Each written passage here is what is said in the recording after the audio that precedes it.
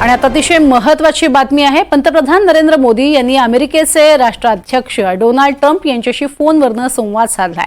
Trump यांनी दुसऱ्यांदा कार्यभार स्वीकारल्यानंतर दोन्ही नेत्यांमध्ये पहिल्यांदाच फोनवरून बातचीत झाली आहे। ही माहिती सूत्रांनी एनडीटीव्हीला दिली आहे। सध्या ट्रम्प यांनी अवलंबलेल्या अनेक धोरणांचा फटका भारताला बसू शकतो।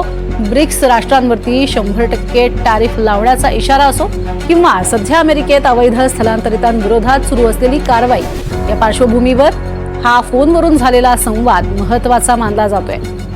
दरम्यान पंतप्रधान नरेंद्र मोदी फेब्रुवारी महिन्यात अमेरिकेला जात आहेत आणि अमेरिकेचे राष्ट्राध्यक्ष डोनाल्ड ट्रम्प यांच्याशी या दौऱ्यासंदर्भातही बोलणं झाल्याची माहिती समोर येते।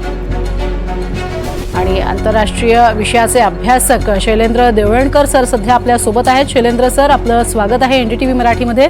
मुळात हा जो काही फोनवरनं झालेला कालचा संवाद असेल आणि आता येत्या काळातला फेब्रुवारी महिन्यातला जो दौरा आहे, या दौऱ्यासंदर्भात सांगाल किती महत्त्व आहे भारताच्या दृष्टीनं पंतप्रधान तिकडे जात आहेत? डोनाल्ड ट्रम्प हे पहिल्यांदा ज्यावेळेला अमेरिकेचे राष्ट्राध्यक्ष होते 2016 ते 2020 या काळामध्ये देखील पंतप्रधान नरेंद्र मोदींबरोबर त्यांची जी पर्सनल केमिस्ट्री होती ती अत्यंत उत्तम होती। डोनाल्ड ट्रम्प यांच्या पहिल्या टर्म मध्ये देखील भारताचं सामरिक दृष्ट्या, लष्करी दृष्ट्या, आर्थिक आणि व्यापारी दृष्ट्या महत्व हे अमेरिकेसाठी फार मोठं होतं। डोनाल्ड ट्रम्प यांच्या काळामध्येच एशिया पॅसिफिकचं नामांतर हे इंडो पॅसिफिक असं झालं। आपण प्रामुख्याने लक्षात घेतलं पाहिजे की ट्रम्प यांच्या धोरणामध्ये किंवा रणनीतीमध्ये रशिया हा त्यांचा शत्रू क्रमांक 1 नाहीये, तर चीन हा त्यांचा शत्रू क्रमांक 1 आहे। त्यामुळे डोनाल्ड ट्रम्प यांच्या दुसऱ्या कार्यकाळामध्ये युरोपमधनं लक्ष हे कमी करून ते आता आशिया खंडावरती अधिकाधिक लक्ष केंद्रित करतील, कारण त्यांना चीनच्या वाढत्या विस्तारवादाचा प्रतिबंध करायचा आहे। आणि जर चीनच्या वाढत्या विस्तारवादाचा प्रतिबंध करायचा असेल तर आशिया खंडामध्ये भारताशिवाय त्यांना पर्याय नाहीये। आणि म्हणून गेल्या 20 वर्षांपासून अमेरिकेचं हे अधिकृत धोरण आहे की चीनच्या विरोधामध्ये भारताला चीनचा काउंटरवेट म्हणून सातत्याने सहकार्य करणं। आणि डोनाल्ड ट्रम्प यांच्या काळामध्ये हे धोरण जे होतं ते अधिक गतिमान बनलं होतं त्यांच्या पहिल्या टर्मच्या काळामध्ये। त्यामुळे स्वाभाविकपणे दुसऱ्या टर्म मध्ये देखील भारताचं महत्व जे आहे ते अशाच पद्धतीने अबाधित राहणार आहे।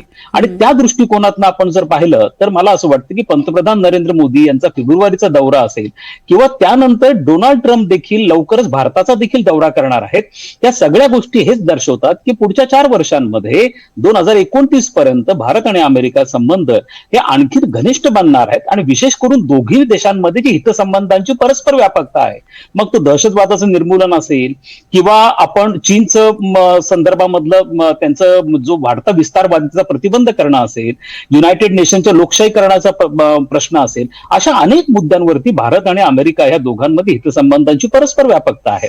आणि त्या दृष्टिकोनातून सहकार्य हे त्या काळामध्ये नक्कीच वाढताना आपल्याला दिसून येणार आहे। अगदी। पण सर, भारत अमेरिका संबंध जरी चांगले आणि त्यात सगळ्यात महत्त्वाचं म्हणजे स्वतः पंतप्रधान आणि डोनाल्ड ट्रम्प यांचे एकमेकांशी असणारे संबंध पाहता जरी केमिस्ट्री चांगली असली तरी सुद्धा काही धोरणं जी आहेत डोनाल्ड ट्रम्प यांची ही येत्या काळामध्ये भारतासाठी विशेष करून डोकेदुखी ठरणारी अशा स्वरूपाची असू शकतात। तर त्या संदर्भात काय नेमकी चर्चा होऊ शकते किंवा त्याबद्दल ट्रम्प काही नरमाईची भूमिका घेऊ शकतात का? हे बघा, एक गोष्ट प्रामुख्याने लक्षात ठेवणं गरजेचं आहे की ट्रम्प हे उद्योगपती आहेत, ते व्यावसायिक आहेत। उद्योगपतींची व्यवहार करण्याची एक पद्धत असते, त्यामुळे जसं डोनाल्ड ट्रम्पची एक व्यवहार करण्याची पद्धत आहे, ते अशा स्वरूपाच्या काही गोष्टी मुद्दामून इनिशिएट करतात, इनिशिएट करून दबाव टाकतात, दबाव टाकल्यानंतर प्रामुख्याने सौदेबाजी करतात, म्हणजे बार्गेनिंग करतात। आणि हा प्रकार आंतरराष्ट्रीय संबंधांमध्ये चालत असतो। मात्र अमेरिकेचं परराष्ट्र धोरणामध्ये एक शॉर्ट टर्म इंटरेस्ट आणि लॉंग टर्म इंटरेस्ट म्हणजे अल्पकालीन हितसंबंध आणि दीर्घकालीन हितसंबंध आहेत। आता अल्पकालीन हितसंबंधांमध्ये त्यांना काही व्यापारी लाभ पाहिजे असतील, परंतु दीर्घकालीन हितसंबंधांमध्ये चीनचं व्यवस्थापन करणं ही त्यांची प्राथमिकता आहे आणि भारताशिवाय त्यांना पर्याय नाहीये। त्यामुळे शॉर्ट टर्म इंटरेस्टसाठी लॉंग टर्म इंटरेस्टला ते अफेक्ट होऊ देणार नाही। मात्र डोनाल्ड ट्रम्प दबाव टाकतील, त्यांनी पहिल्या टर्म मध्ये पण दबाव टाकला होता। त्यांनी सांगितलं होतं की हार्ले डेव्हिडसन ही जी अमेरिकेची मोटरसायकल आहे तिच्यावरती भारत 100% इम्पोर्ट ड्युटी लावतो, त्यामुळे भारतात ती मोटरसायकल महाग मिळती, त्यामुळे ती इम्पोर्ट ड्युटी कमी करा, अमेरिकेकडनं तेल घ्या, अमेरिकेकडनं शस्त्रास्त्र घ्या। कारण भारत आणि अमेरिका यांच्या 150 अब्जाचा व्यापार असला तर या व्यापारामध्ये व्यापार तूट आहे आणि ती भारताच्या पक्षामध्ये आहे. म्हणजे भारत हा फायद्यामध्ये $30 अब्ज. त्यामुळे ही व्यापार तूट कमी करण्यासाठी ट्रम्प भारतावर दबाव आणतील.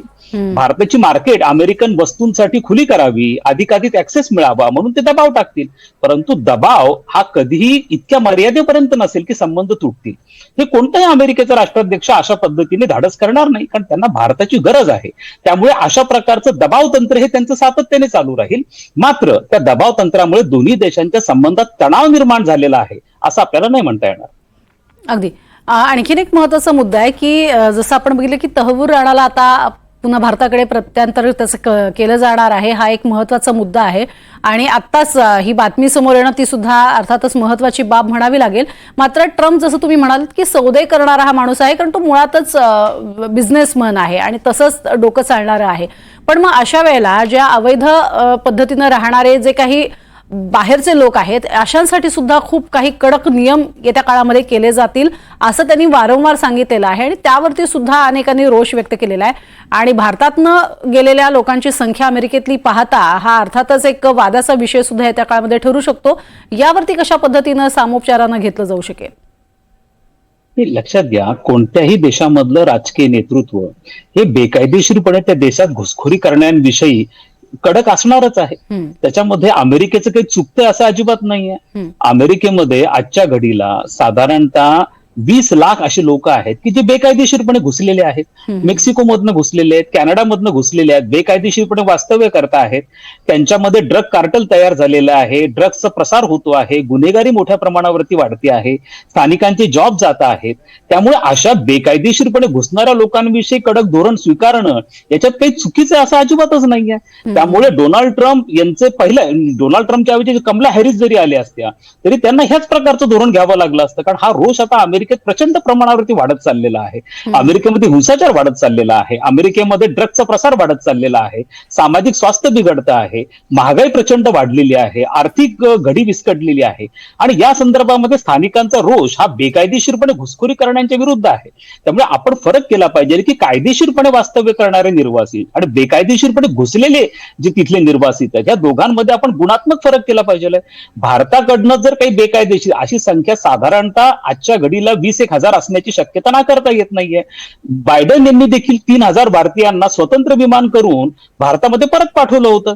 असाच प्रकार डोनाल्ड ट्रम्प देखील करतील, कारण बेकायदेशीरपणाचं समर्थन कुणीही करणार नाही. भारत देखील अशा पद्धतीने समर्थन करणार नाहीये, कारण ते काय भारतातनं गेलेले नाहीये, ते वेगवेगळ्या माध्यमातून अमेरिकेमध्ये घुसलेले असल्यामुळे भारत देखील अधिकृतरित्या अशा बेकायदेशीर लोकांचं समर्थनच करणार नाही. मात्र H-1B व्हिसा सारखा प्रश्न आहे, भारतीयांना तिथं वास्तव्य करणाऱ्यांना ग्रीन कार्ड सारखा प्रश्न आहे. या बाबतीमध्ये भारताचा आग्रह नक्कीच असेल आणि मला नाही वाटत की डोनाल्ड ट्रम्प H-1B व्हिसाची संख्या कमी करतील.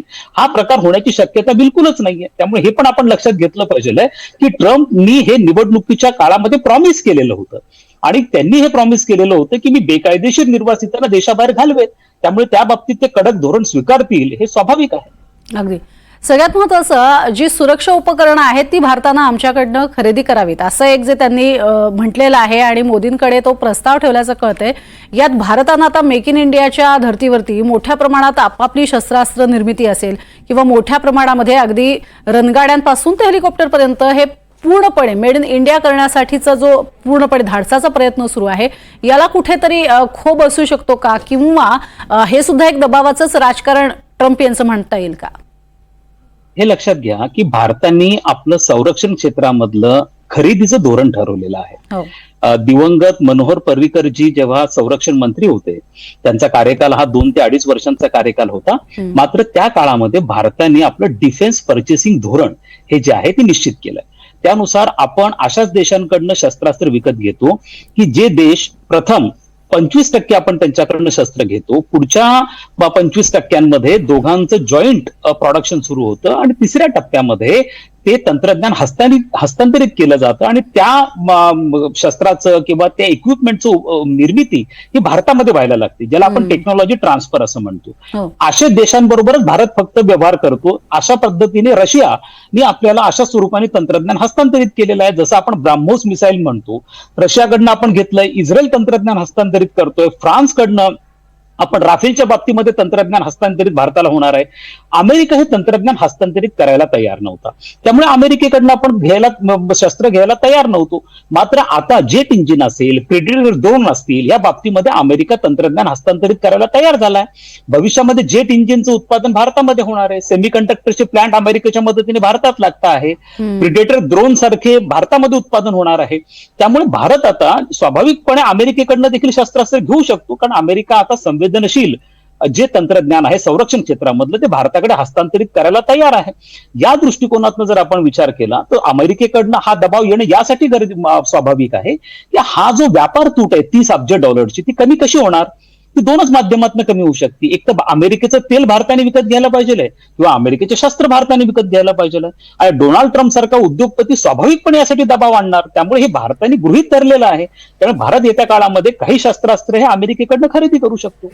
अगदी ही जी अर्थातच एकमेकांबद्दल असणारी ओढ आहे किंवा दोघांमध्ये असणारी घट्ट मैत्री जी आहे, ट्रम्प आणि खास करून मोदी, याचा परिणाम येत्या काळामध्ये चीनच्या संदर्भात कसा होऊ शकतो? कारण चीनची अर्थातच कायमच भारतावरती वक्रदृष्टी आहे, त्यातच ट्रम्प सारखा मित्र जर भारताला लाभत असेल तर त्याचा फायदा भारताला अनेकदा होताना पाहिलेला आहे.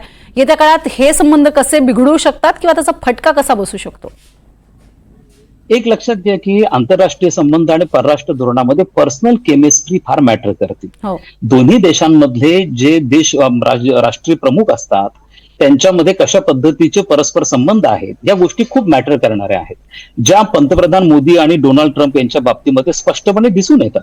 दुसरा असा मुद्दा आहे की चीनच्या बाबतीमध्ये एक बाब आपण लक्षात घेणं पाहिजे, भारत आणि चीनच्या बाबतीमध्ये, की चीनचा आर्थिक विकास जो आहे हा बऱ्याच प्रमाणात जगासाठी आणि अमेरिकेसाठी देखील धोकादायक आहे. हे त्याच्या विरोधामध्ये भारताचा जो आर्थिक विकास आहे हा अमेरिकेसाठी उपकारक आहे. त्यामुळे अमेरिका भारताच्या आर्थिक विकासाला स्वाभाविकपणे चालना देणार, त्याच्यासाठी सहकार्य करणार. आणि दोघांची एक आता जी मुख्य चिंता आहे ती प्रामुख्याने चीन आहे. भारताला एलएसी वरती 3800 किलोमीटरची एलएसी आहे. चीन सारख्या कुरघोड्या करतो आहे, त्रास देण्याचा प्रयत्न करतो आहे. अनेकदा गलवान संघर्षानंतर आतापर्यंत आपण पाहिलं तर संबंध हे दोन्ही देशांमधले ताणले गेलेले आहेत. हाच प्रकार अमेरिकेच्या बाबतीमध्ये देखील आहे. आशिया प्रशांत क्षेत्रामध्ये अमेरिकेचे हितसंबंध डावलण्याचा प्रयत्न हा चीनकडनं होतो आहे. त्यामुळे अमेरिका आणि भारत या दोघांमध्ये हितसंबंधांची परस्पर व्यापकता आहे चीनचं काउंटर करण्यासाठी, चीनच्या वाढत्या विस्तारवादाचं व्यवस्थापन करण्यासाठी. त्यामुळे स्वाभाविकपणे चीन हा अत्यंत महत्वाचा फॅक्टर राहणार आहे दोन्ही देशांना एकाच व्यासपीठावर आणण्यासाठी आणि दोन्ही देशांमध्ये भविष्यामधलं सहकार्य वृद्धिंगत करण्यासाठी. नक्कीच. खूप खूप धन्यवाद शैलेंद्र सर, सविस्तर विश्लेषण केलं आणि माहिती दिलीत त्यासाठी.